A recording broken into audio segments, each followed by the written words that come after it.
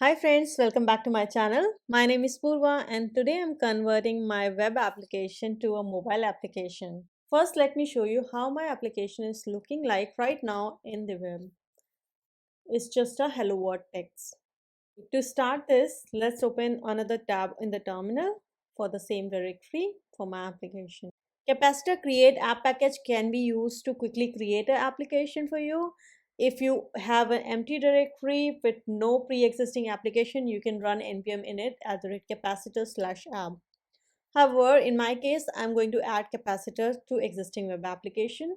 So I'm going to use a different command. For this to work, you should have a package.json, a web assets directory. In our case, it's public, and index.html with a head tag. If you do not have the head tag in your HTML, the plugins are not going to work. Now let's go back to our terminal and install the capacitor core library. I'm going to use the command npm I capacitor core. Hit enter. Once this is installed, we have to install capacitor CLI as well in the dependencies. Command for that is npm I-d capacitor CLI. This will install this framework in the dev dependencies. Hit enter. Let's initialize the capacitor now. We are going to use npx cap init.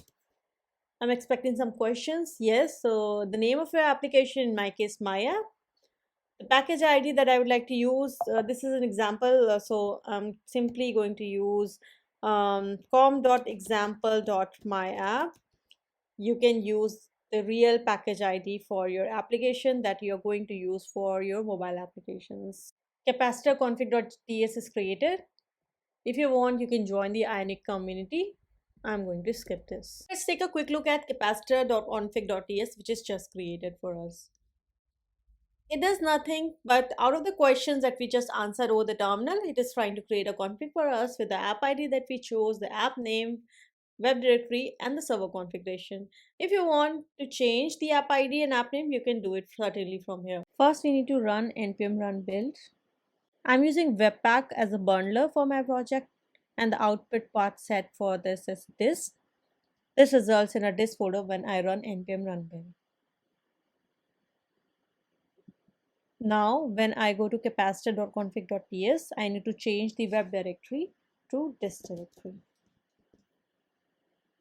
Now, next thing we have to do is to create our iOS and Android projects. For this, Capacitor provides its own frameworks at the rate capacitor Android and at the rate capacitor iOS.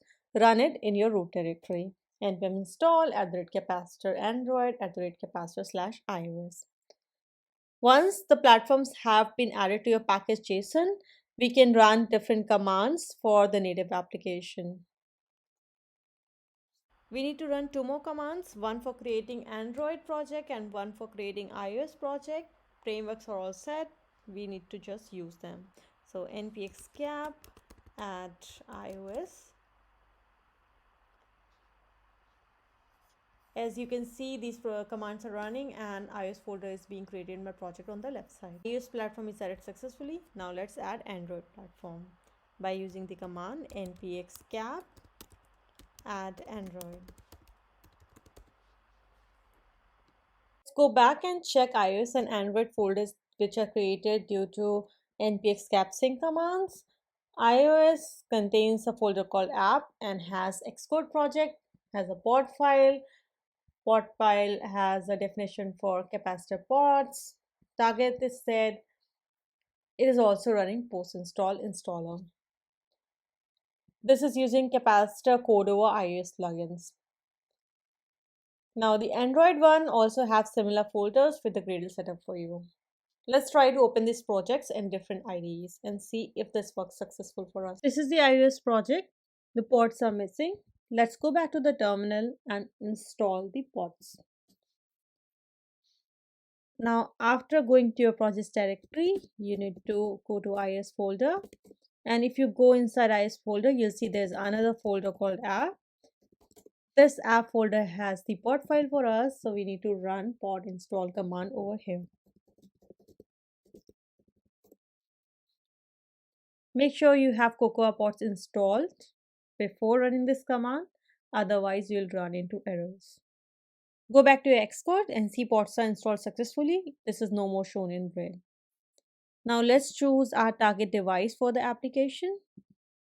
Our application is application. Target device I would like to choose just for the sake of testing is iPhone 15 Pro and click on the run button.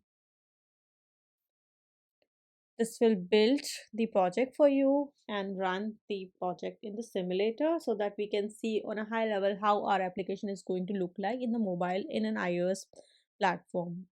After a successful run, my application looks like this. Now, if I go back to my React application website, is this. If you want to make changes, you can do it accordingly, but it works just fine for me. Well, that's it for today. Android one is also almost similar. Give it a try and let me know if that works for you. Thanks for watching and don't forget to subscribe to my channel.